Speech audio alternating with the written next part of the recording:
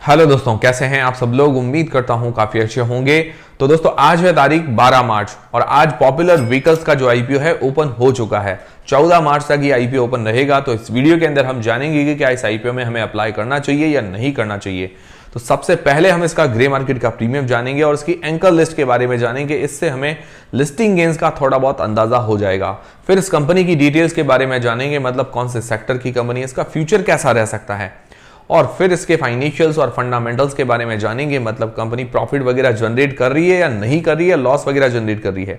फिर इसके peer competitors से भी कंपेयर कर लेंगे, मतलब कंपनी सस्ती वैल्यूएशंस लेके आ रही है, महंगी वैल्यूएशंस पे आ रही है। फिर इस आईपीओ की डिटेल्स के बारे में जानेंगे और अंत में हम जानेंगे क्या इस आईपीओ में हमें अप्लाई करना चाहिए या नहीं करना चाहिए, और करें तो लिस्टिंग गेन्स के हिसाब से या लॉन्ग टर्म के हिसाब से। सारी चीजें हम क्लियर करेंगे इस वीडियो के अंदर। वीडियो शुरू करने से पहले दोस्तों टेलीग्राम, इंस्टाग्राम और फ्री में डीमेट अकाउंट सबकी लिंक आपको डिस्क्रिप्शन के अंदर मिल जाएगी। सबसे पहले दोस्तों इसका ग्रे मार्केट का प्रीमियम अगर जानते हैं तो अभी काफी कम चल रहा है। इसका ग्रे मार्केट का प्रीमियम लगभग 10% से कम है, 8% के आसपास चल रहा है। 25 रुपए पर शेयर, 50 शेयर्स का लॉट है। 1250 रुपए जैसा हमें एक लॉट पर आज की तारीख में फायदा देखने को मिल रहा है। परसेंटेज वाइज करीब करीब 8% जैसा ग्रे मार्केट का प्रीमियम है। तो डिमांड अभी कम चल रही है इस आईपीओ की। फिर इसकी एंकर लिस्ट के बारे में जानते हैं। तो एंकर लिस्ट इसकी काफी अच्छी आई है। एंकर लिस्ट के द्वारा करीब करीब 180 करोड़ रुपए लगाए गए हैं। तो मतलब एंकर लिस्ट की अगर बात करें तो उसके अंदर अगर इंडियन म्यूचुअल फंड्स की बात करें तो HDFC mutual fund, quant mutual funds, उसके अलावा छोटे मोटे और म्यूचुअल फंड शामिल है। फिर अगर बात करें एफआईआईस की, मतलब फॉरेन इंस्टीट्यूशनल इन्वेस्टर्स की, तो इसके अंदर एचएसबीसी है, सिटी ग्रुप है, बोफा है, कॉप्टल मॉरिशस, ऐसे बड़े नाम शामिल है। तो मतलब एंकर लिस्ट इसकी अच्छी आई है और इसको 10 में से लगभग पर्सनली जो मुझे लग रहा है 10 में से 7 रेटिंग दे सकते हैं। और जनरली मैंने ये भी नोट किया है एचडीएफसी और एसबीआई म्यूचुअल फंड, ये जो म्यूचुअल फंड की बात कर रहा हूँ, इंश्योरेंस कंपनीज की बात नहीं कर रहा हूँ, ये दोनों बहुत ही कम और चुनिंदा कंपनीज में पैसे लगाते हैं। तो HDFC as a anchor list शामिल होना मतलब थोड़ी अच्छी बात है, मतलब कंपनी को मजबूती देता है। पर्सनली मुझे ऐसा लग रहा है। तो एंकर लिस्ट अच्छी आई है और जीएमपी अभी इसकी कम चल रही है। फिर इस कंपनी की डिटेल्स के बारे में बात करते हैं, मतलब ये कंपनी काम क्या करती है। तो दोस्तों ये कंपनी 1983 के अंदर इनकॉर्पोरेट हुई थी। लगभग 40 साल हो गए हैं अब इसको अपने ही सेक्टर के अंदर, मतलब अच्छा एक्सपीरियंस है। इस कंपनी का काम है जो ऑटोमोबाइल की डीलरशिप, मतलब डीलरशिप है इसके पास। ज्यादातर मारुति की जो कार्स होती हैं उनकी डीलरशिप है। उसके अलावा टाटा के जो कमर्शियल व्हीकल्स हो जिसको टेम्पो वगैरह हम बोलते हैं, मतलब जिस माल वगैरह लोडिंग करने के लिए, उनकी भी इसके पास एजेंसी है। उसके अलावा इलेक्ट्रिकल जो 2 व्हीलर 3 व्हीलर आते हैं उसकी भी इसके पास एजेंसीज है, मतलब ये डीलरशिप वगैरह है।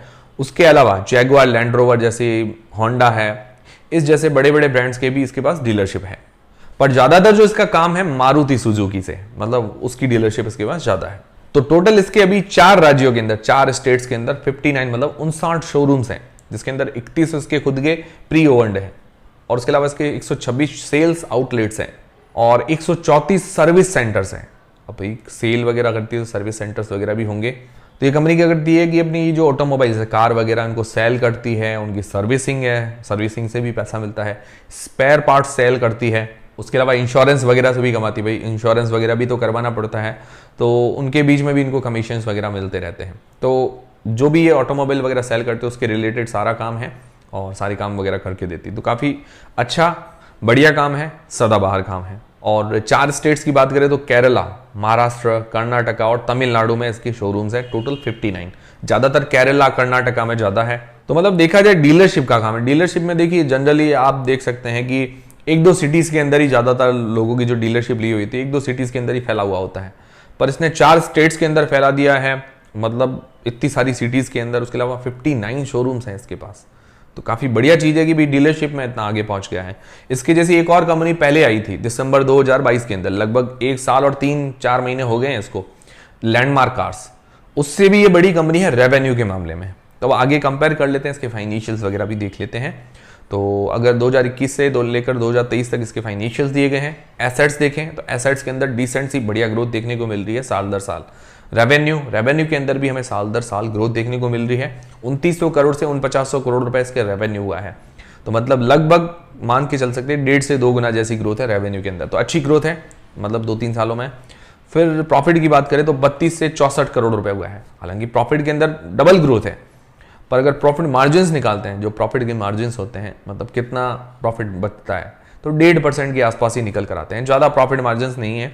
हालांकि डीलरशिप वगैरह हो सकता है प्रॉफिट मार्जिन कम हो, पर मुझे लग रहा है थोड़े बहुत और प्रॉफिट मार्जिन बढ़ने चाहिए। यहाँ तक तो कोई विशेष समस्या नहीं है। बाकी नेटवर्थ इसकी साल दर साल बढ़ी है। इसके हाथ में रिजर्व कैश 371 करोड़ रुपए के हैं। ज्यादा जो समस्या आ रही है इसकी बोरोइंग्स, मतलब उधारी के अंदर, जो इसके ऊपर आज की तारीख में 764 करोड़ रुपए की, जो भी साल दर साल बढ़ी है, मतलब 764 करोड़ रुपए की उधारी है, बोरोइंग्स ज्यादा है। डेट टू इक्विटी रेशियो 1.99 का निकल कर आता है, मतलब लगभग 2 का इसका डेट टू इक्विटी रेशियो बहुत ज्यादा है। मैंने आपको बताया कोई भी अच्छी कंपनी 1 से कम होना चाहिए डेट टू इक्विटी रेशियो, मतलब इक्विटी से ज्यादा डेट है इसके ऊपर 2 गुना। इक्विटी जितनी है 1 है, 2 इसका डेट है, तो इसलिए डेट टू इक्विटी रेशियो 2 के आसपास, मतलब सिंपल भाषा में आपको समझा रहा हूं। तो ये नेगेटिव पॉइंट है। और आईपीओ से भी पैसे जुटाएगी, लगभग 192 करोड़ रुपए इसकी उधारी चुकाने के अंदर काम आएंगे। उसके बाद भी इसके ऊपर उधारी काफी रह जाएगी। तो आने वाले टाइम में अगर अपना डेट पे करती है, धीरे धीरे करके डेट पे चुकाएगी, तो मुझे लगता है अच्छी कंपनी साबित हो सकती है। बाकी डेट बर्डन बहुत ज्यादा है, इसको चुकाना पड़ेगा। और कंपेयर करें इसके जैसी एक और कंपनी लैंडमार्क कार्स, वो भी दिसंबर 2022 के अंदर लिस्ट हुई थी। उसका पी अगर देखें तो लगभग 34-35 के आसपास निकल कर आता है, और उसका पी देखें तो 29 के पी पर ये लिस्ट होने जा रही है। तो अभी देखा जाए तो रेवेन्यू के मामले में बड़ी कंपनी है लैंडमार्क कार्स से, मतलब पॉपुलर व्हीकल्स थोड़ी सी बड़ी कंपनी है, तो वैल्यूएशंस वाइज ठीक है, मतलब लैंडमार्क कार्स से सस्ती वैल्यूएशंस है। पर अगर पी वाइज देखें तो मुझे लगता है थोड़ी और सस्ती करनी चाहिए थी, थोड़ी सी और सस्ती कर सकते थे तो बढ़िया रहता। क्योंकि अगर इसकी आरओई आरओसी देखें तो वो भी 15% से कम है, लगभग 9-10% के आसपास है। तो ये भी क्या है कि नेगेटिव हो जाता है। तो इस कारण क्या है कि वैल्यूएशंस थोड़ी सी और सस्ती कर सकते, जिस हिसाब से ये ग्रोथ कर रही है। तो फाइनेंशियली और फंडामेंटली थोड़ी सी वीक नजर आ रही है कंपनी। हालांकि रेवेन्यू के अंदर तो अच्छी ग्रोथ है, मार्जिन इसके कम है, चलो मार्जिन भी चला लेंगे, पर डेट ज्यादा है इसके ऊपर। तो ये हो गए इसके फाइनेंशियल्स और फंडामेंटल्स। अब इस आईपीओ की डिटेल्स के बारे में बात करें तो 12 मार्च से लेकर 14 मार्च के बीच में ये आईपीओ ओपन रहेगा। प्राइस बैंड रखा गया है 280 रुपए से लेकर 295 रुपए के बीच में। फेस वैल्यू है 2 रुपए पर शेयर, और इसका इश्यू साइज है 601 करोड़ रुपए का, और फ्रेश इश्यू है 250 करोड़ रुपए के, और ओएफएस के जरिए 351 करोड़ रुपए की हिस्सेदारी सेल करेंगे। तो ओएफएस ज्यादा है, विच इज अगेन नेगेटिव।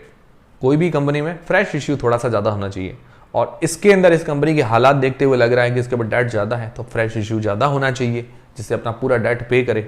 भले ही ये 700,000 करोड़ रुपए का आईपीओ लेके आ जाए, मतलब इतना इश्यू साइज लेके आ जाए, पूरा का पूरा फ्रेश इश्यू लेके आ जाए, पूरी अपनी उधारी चुका दे, तो कितना बढ़िया रहता।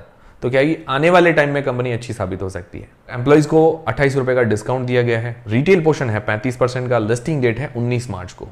तो ये हो गई पूरे आईपीओ की डिटेल्स। अब सबसे मेन सवाल ये आता है कि क्या इस आईपीओ में अप्लाई करना चाहिए, नहीं करना चाहिए। उससे पहले दोस्तों, आपके पास या आपके फैमिली मेंबर्स में किसी के पास भी डीमेट अकाउंट नहीं है, बिल्कुल फ्री में डीमेट अकाउंट खुलवाने की लिंक आपको डिस्क्रिप्शन के अंदर मिल जाएगी। तो सबसे पहले लिस्टिंग गेंस के हिसाब से क्या इस आईपीओ में अप्लाई करना चाहिए, नहीं करना चाहिए। तो जीएमपी देखें अभी कम चल रही है। वैसे जीएमपी तो सिर्फ एक अंदाजा है, इसको अंदाजा मानकर ही चलें, फिक्स चीज़ नहीं है। पर इसकी एंकल लिस्ट देखें, एंकल लिस्ट अच्छी आई है, मतलब पर्सनली मुझे लग रहा है कि एंकल लिस्ट ठीक है। एफआईआईस के अंदर भी कुछ अच्छे नाम है, इंडियन म्यूचुअल फंड्स के अंदर भी कुछ अच्छे नाम है, और उसके अलावा इंश्योरेंस कंपनीज भी है। तो बड़ा इन्वेस्टर एचडीएफसी म्यूचुअल फंड है, और मैंने आपको बताया चुनिंदा कंपनीज में एचडीएफसी और एसबीआई म्यूचुअल फंड मैंने जनरली नोट किया है वो कम कंपनीज में ही पैसा लगाते हैं। तो इस हिसाब से मुझे थोड़ी एंकल लिस्ट अट्रैक्टिव नजर आ रही है। तो ओवरऑल अभी डिमांड कम है, तो पहले दूसरे दिन का हमें सब्सक्रिप्शन वगैरह देख के उसके हिसाब से हमें डिसीजन बनाना चाहिए। मैं आपको फाइनल डिसीजन का वीडियो भी दे दूंगा वैसे। अब बात करें लॉन्ग टर्म के हिसाब से, तो उसके पॉजिटिव्स और नेगेटिव्स दोनों ही देख लेते हैं। पॉजिटिव्स के अंदर अगर देखें तो सेक्टर बढ़िया, ये डीलरशिप वाला जो सेक्टर है अच्छा सेक्टर है, और सदाबहार भी है। मान लो अभी डीजल पेट्रोल की गाड़ियाँ चल रही है, बाद में ये जो ईवी आएंगे इलेक्ट्रिक व्हीकल्स, तो उसको रिप्लेस कर लेगी, और क्या होगा भाई। कंपनीज को तो चाहिए भाई कोई ना कोई शोरूम खोलना है, सेल करे, कोई डीलरशिप ले, तो डीलरशिप वाला काम बढ़िया है, सदाबहार काम है भाई, डिमांड तो रहेगी इसकी। बाकी रेवेन्यू के अंदर भी कुछ सालों में अच्छी ग्रोथ देखने को मिल रही है, और लैंडमार्क कार से कंपेयर करें तो उससे लीडिंग कंपनी भी है, मतलब रेवेन्यू कमाने में बड़ी कंपनी है। बाकी इसकी एंकल लिस्ट भी अच्छी आई है, और लैंडमार्क कार से इसकी वैल्यूएशंस कंपेयर करें तो वैल्यूएशंस भी ठीक है, महंगी वैल्यूएशंस नहीं है।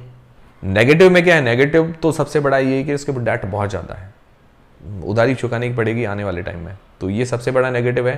प्रॉफिट मार्जिन्स कम है, वो तो चल जाएंगे, चलो प्रॉफिट मार्जिन्स तो ऊपर नीचे होते रहते हैं, वो भी आने वाले टाइम में बढ़ सकते हैं, पर डेट इसको पे करना पड़ेगा। बाकी आरओई आरओसी कम है 15% से, ये भी नेगेटिव पॉइंट है।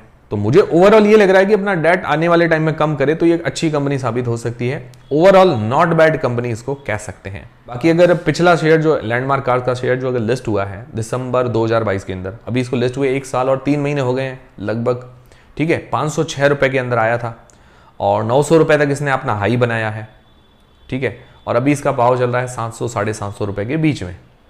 तो उस हिसाब से रिटर्न ठीक है, खराब भी नहीं है, रिटर्न थोड़ा थोड़ा दिया है। तो ये चीज़ें मैंने आपको सारी चीज़ें अब बता दी है कि भाई पिछले शेयर ने कैसा रिटर्न दिया था, इसके फाइनेंशियल फंडामेंटल सारी चीज़ें क्लियर कर दी है। पर्सनली मुझे नॉट बैड कंपनी नजर आ रही है, इतनी ज़्यादा अट्रैक्टिव नहीं है, मैंने आपको बता दिया, ठीक है। अब मेरा भी यही विचार है कि भाई इसकी अगर डिमांड अच्छी रहती है तो मैं अप्लाई करने नहीं करने का डिसीजन लूंगा। फिलहाल अभी तो इसकी खास डिमांड नहीं है और फाइनल डिसीजन का वीडियो भी आपको दे दूंगा। आप लोग क्या करेंगे, क्या इस आईपीओ में अप्लाई करेंगे, नहीं करेंगे, करेंगे तो लिस्टिंग गेन्स के हिसाब से करेंगे, लॉन्ग टर्म के हिसाब से, कमेंट करके मुझे जरूर बताइएगा। तो ये थे सारे आज के अपडेट्स। उम्मीद करता हूँ हमारा वीडियो, हमारी जानकारी आपको काफी पसंद आई होगी और हेल्पफुल रही होगी। हेल्पफुल रही है तो वीडियो को लाइक जरूर करें, चैनल को सब्सक्राइब कर लें। मिलते हैं दोस्तों अगले वीडियो के अंदर।